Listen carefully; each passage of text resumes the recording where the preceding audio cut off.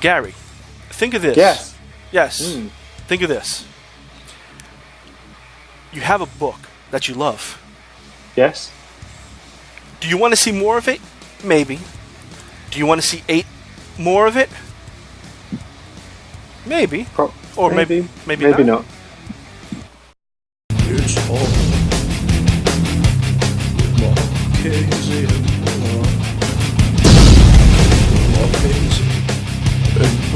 Buller. Welcome to another episode of Horror with Buller and Marchese. Yes. Today we're going to talk about serials or series.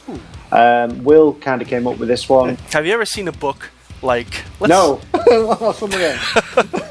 Actually, here's a perfect example. The Shining from Stephen King. He said he doesn't really like to do sequels. But he did a sequel for that book many years later, Dr. Sleep. Some people don't like to do sequels because it messes up the main content, unless it's done right.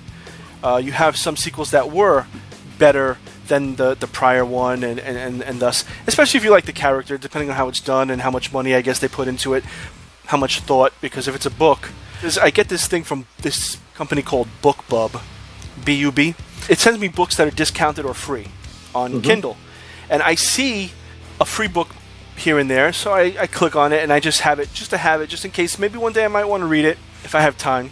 And it's always a book, it says book 1.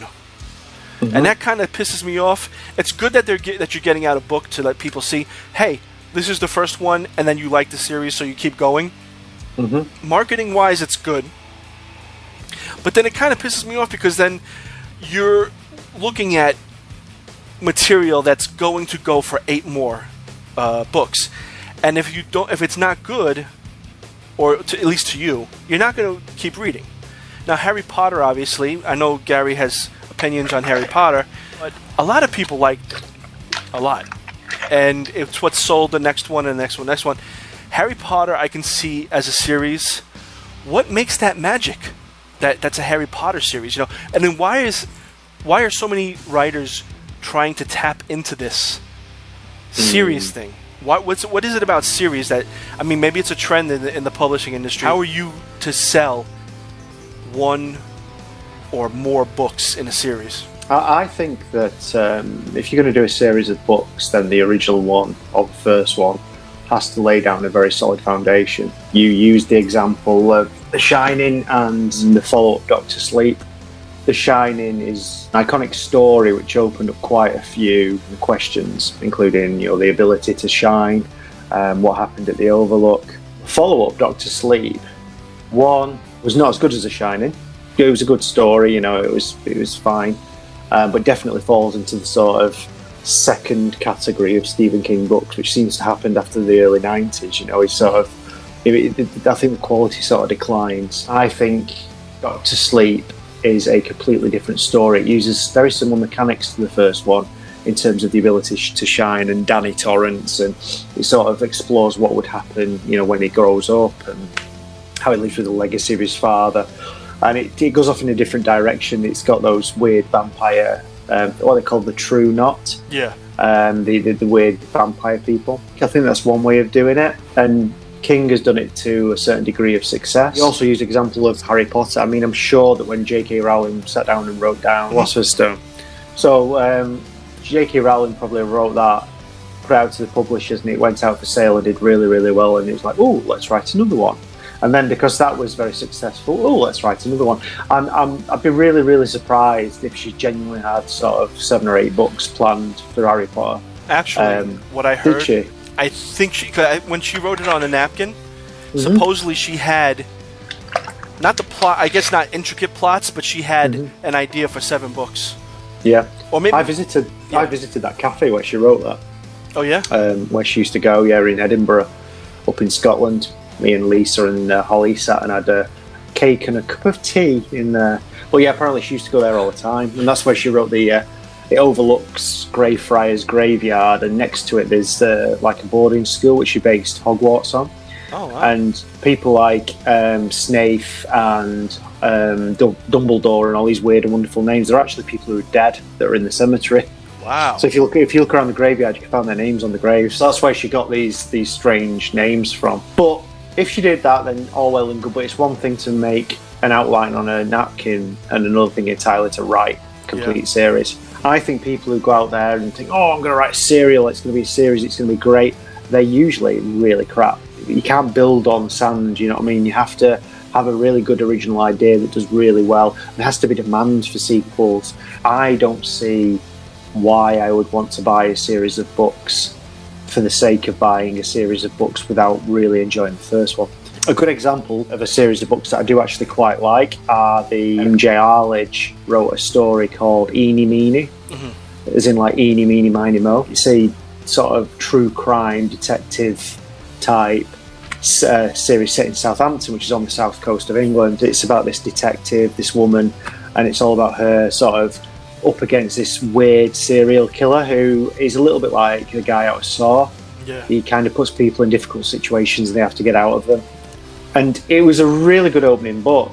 I'm sure MJ Arledge, when he wrote it, was like, okay, I'll just put this book out there. It's going to be a crime novel, you know, a mystery with this horrific killer. I don't think he had in his mind that we were going to do a series 7, 8, 9 books, but that eventually happened. There was a second one, Pop Goes the Weasel, I think the second one was called. I've seen that. Yeah, I've heard of that one. Yeah, there's a few sort of named after nursery rhymes. Yeah. In the Woods, there's another one, but it sort of follows this Helen Grace, she's called, this police officer through, you know, different ranks, and she in one of the books she goes to jail. She's wrongly arrested for something.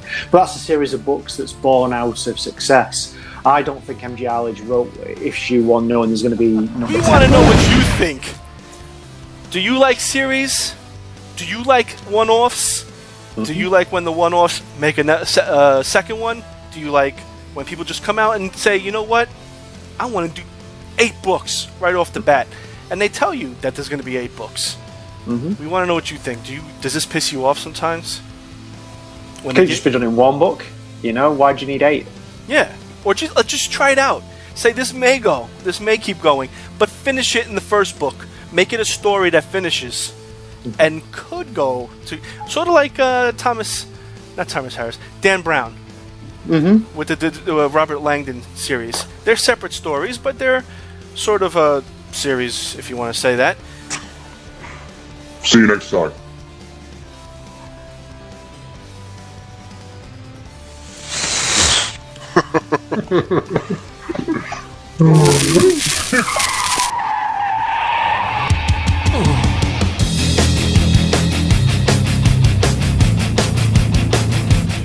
It's all with Marchese and Paul. It's all with Marchese and Paul.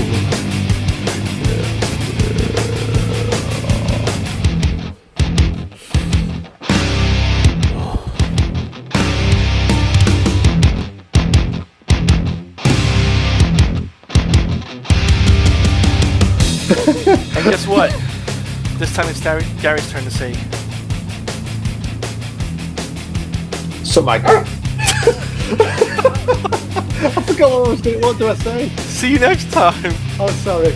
But you have to say it like. Okay. Like I'm sexually aggravated. Right. 142. If you read the first one, you liked it. You wanted to read the second one, maybe, but maybe not the 50th, iteration of it. But 10 seconds.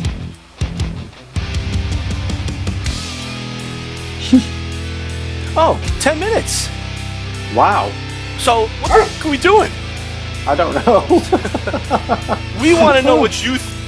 You know what? It's been. Huh? Wait a second. We want to know what you think. Gary really wants to know. I so want to know. More than anything. Go. So, have you ever seen a book like... No. Actually, here's a perfect example. Let's do a thing like series or series...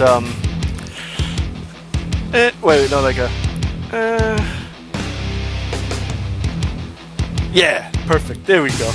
Got the thumbnails for that.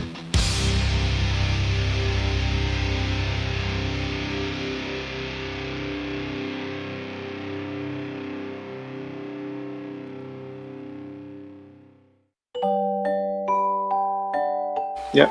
And, okay. Do you want to open this one up? So series or serials? Yeah. Okay, cool. Me, me, me, me, me, me, me, la, la, la, la, la, la, me, me, me. Right, hang on. You.